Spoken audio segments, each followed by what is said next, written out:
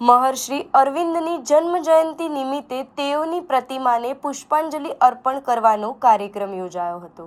વડોદરાના Karelibaug L&T circle પાસે વડોદરા મહાનગરપાલિકા દ્વારા આજરોજ મહર્ષિ અરવિંદની જન્મ જયંતિ નિમિત્તે તેઓની પ્રતિમાને મેયર ગીતાબેન મકવાણાના હસ્તે પુષ્પાંજલિ અર્પણ કરવામાં આવી હતી, જેમાં ડેપ્યુટી મેયર આદિત્ય પટેલ તથા વડોદરા મહાનગરપાલિકાના અધિકારીઓ ઉપસ્થિત રહ્યા હતા. આજે વડોદરા મહાનગરપાલિકા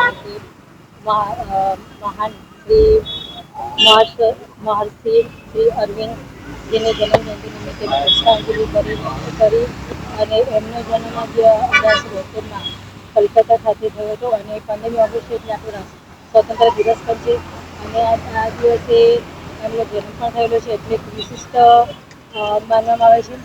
અને એમનો જે જન્મજયંતિ નિમિત્તે જે સંદેશ હતો કે રાષ્ટ્રીય એકતા, આત્મવિશ્વાસ અને આધ્યાત્મિકતા આ ત્રણેયને સાથે વિકાસ કરવાનો છે.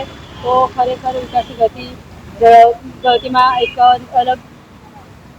અલગ અનેરો માહોલ સર્જાશે અને એ જ એમનો સિદ્ધાંત હતો. એમને જે વિચારો હતા એ ખરેખર એમના વિચારો ગ્રહણ કરીને અમે પુષ્પાંજલિ